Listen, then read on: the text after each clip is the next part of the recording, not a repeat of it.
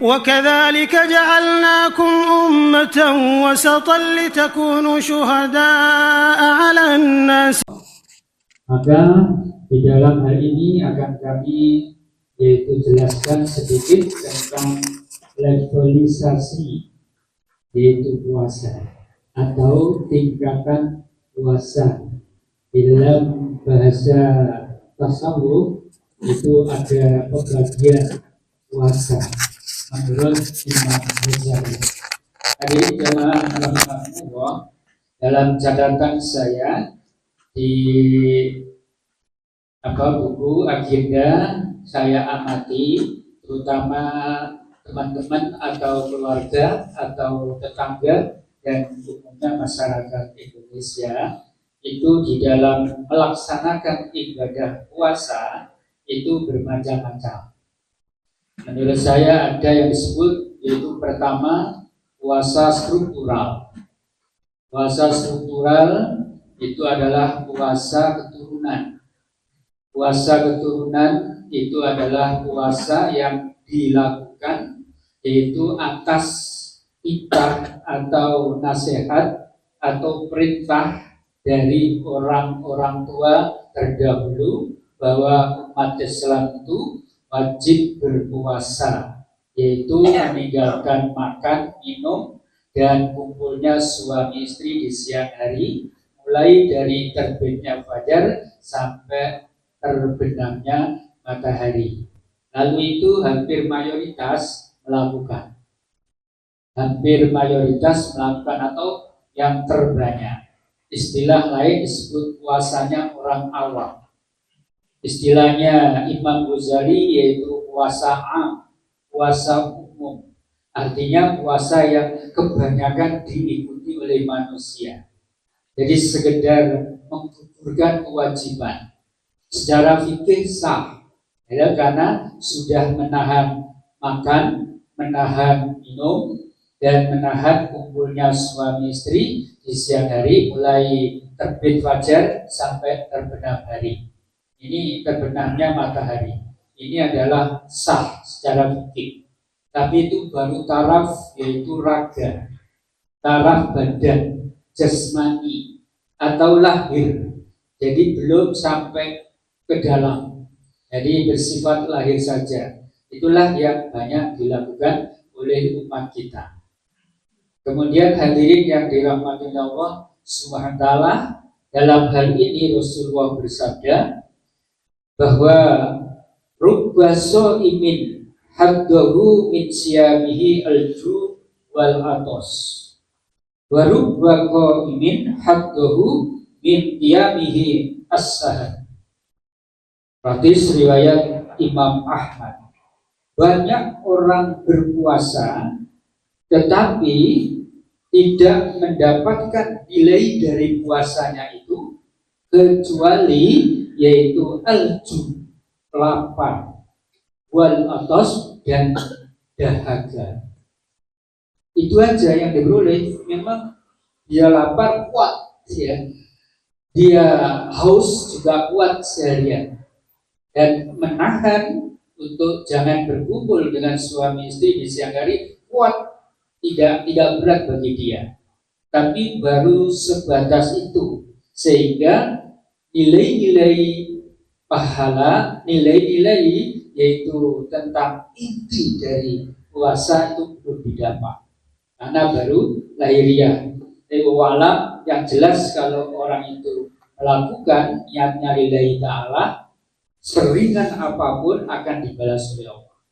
Apalagi lebih dalam dan apalagi sangat dalam, pasti akan diberi pahala oleh Allah. Hanya tingkatannya beda aja, tapi semua dapat pahala, jangan khawatir, insya Allah. Hadirin jamaah rahimahumullah, dan banyak orang yang sholat malam, tarawih atau qiyam Ramadan, istilah hadis dan istilah fikih itu tarawih. Di dalam hadis tidak ada istilah tarawih, ada qiyam Ramadan atau qiyamul lail, istilah Al-Quran, atau yang lain tahajud. Itu yang ada di Quran dan di hadis qiyam Ramadan. Banyak orang yang sholat qiyam Ramadan tetapi tidak memperoleh dari nilai sholatnya itu kecuali as-sahar. Apa itu as-sahar? Bisa nahan ngantuk.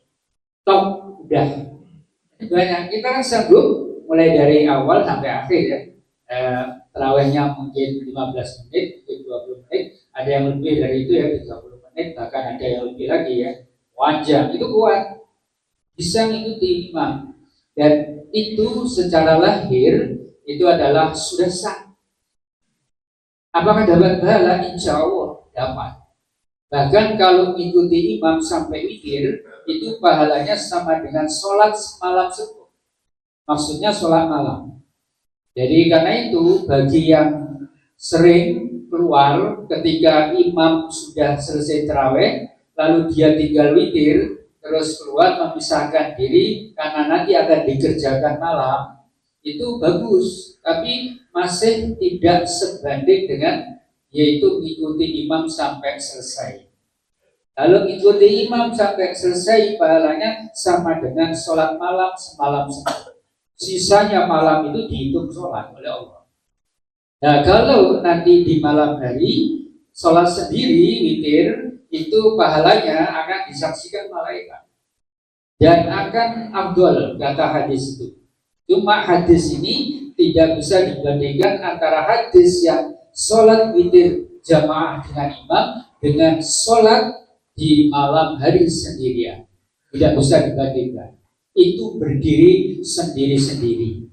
Jadi andaikan tidak Ramadan, tidak jamaah, kalau ada orang sholat witir di malam hari, misalnya gitu ya, karena khawatir nanti tidak bisa bangun, lalu sudah mau tidur witir dulu. Nah, itu karena takut tidak bisa bangun, itu adalah hasan, bagus.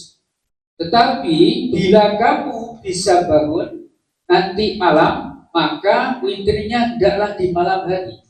Itu kata Rasulullah adalah mahdzurah, disaksikan oleh malaikat. Dzalika afdal, itu adalah utama. Jadi bandingannya bukan sholat witir jamaah dengan imam dengan sholat malam di akhir, tapi bandingannya orang yang sholat witir di malam hari dengan witir di sore hari, orang yang witir menjelang tidur dibanding dengan orang witir bangun tidur di malam hari, itu lebih afdal yang witir di malam hari setelah bangun. Jadi ya, jadi nggak bisa dibandingkan dengan sholat jamaah seperti dengan yang jamaah.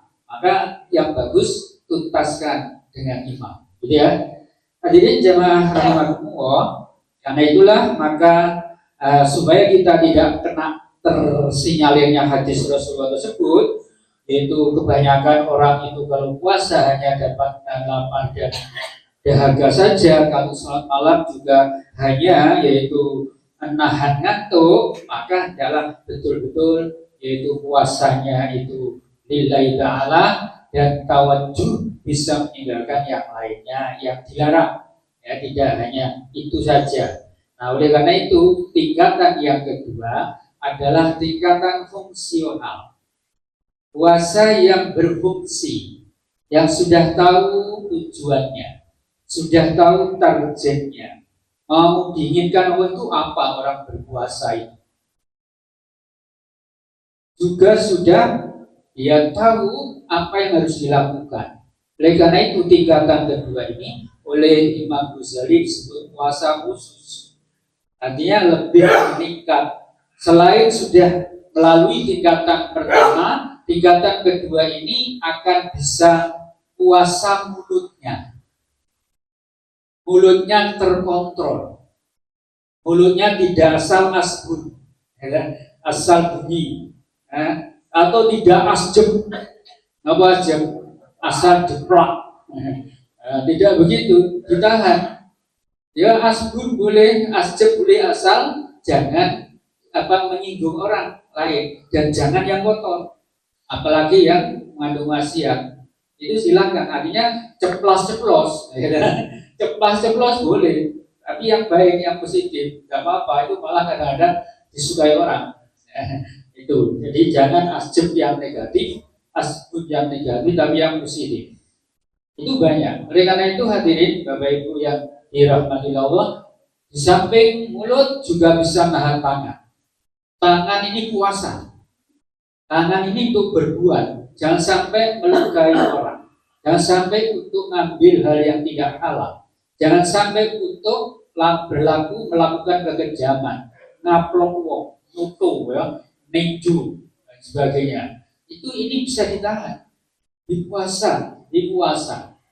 Kaki melangkah yang baik menuju sholat jamaah, bukan melangkah ke tempat yang tidak baik. Juga anggota tubuh yang lain itu ikut puasa. Itu tingkatan yang kedua, yang lebih meningkat, lebih bagus. Sehingga Rasulullah itu adalah bersabda, asyamu junnatun. Puasa itu adalah perisai, ya. Perisai itu tameng, ya. Tameng itu adalah sesuatu untuk melindungi diri. Melindungi kita apa? Fisik kita dan jiwa kita, ucapan dan segalanya itu junnah. Wala yarfus, maka kalau berpuasa jangan berkata-kata yang yarfus, kotor, ya. Wala yajhar, dan jangan berkata yang bodoh, ya. Yang bodoh, ya, itu jangan. Dan wa inimruun qatalahu aw syatamahu falyaqul inni shaimun marratain.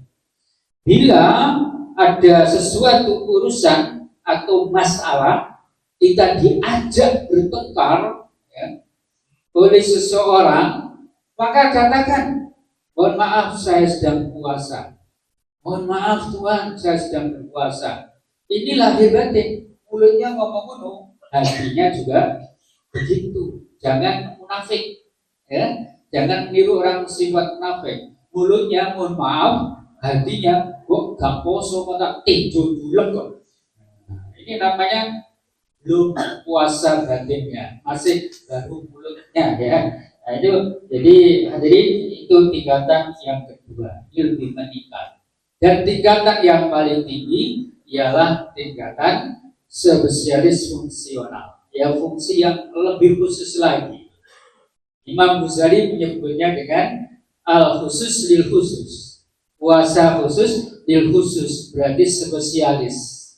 Ini tingkatan yang paling tinggi. Sudah bisa melalui tingkatan pertama, sudah meningkat, yang kedua juga sudah bisa dilakukan dengan baik. Lebih itu meningkat yang ketiga, puasa pikiran dan hati. Pikirannya itu tidak lain adalah hanya tawajjuh ilallah, hanya tertuju kepada Allah, panggilan dari Allah, bisa menghadirkan Allah. Tidak ada yang dipikir lain kalau sudah ibadah puasa itu, ya. Bahkan hadirin jamaah rahimahullah, ada dulu saya punya tetangga, itu hanya jualan merancang. Itu 11 bulan kerja keras. Begitu bulan Ramadan, libur total hanya untuk beribadah kepada Allah, yaitu ibadah Ramadan. Di kalangan para ulama tersebut, kalau sudah Sya'ban, itu sudah berhenti kerja.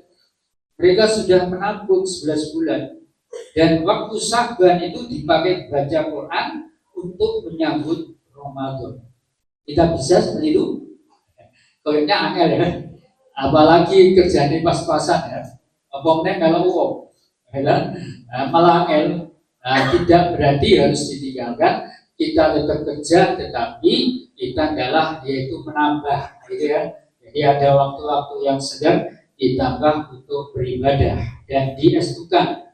Nah, itu insyaallah. Hadirin jamaah rahimahullah, tingkatan yang paling tinggi yaitu khusus ini. Yang kedua, puasa hati. Hatinya bersih, tidak dendam, tidak hasud, tidak bermusuhan, ya. Hatinya ikhlas benar, tidak ada rasa permusuhan. Walaupun ada orang memusuhi, dia tidak membalas.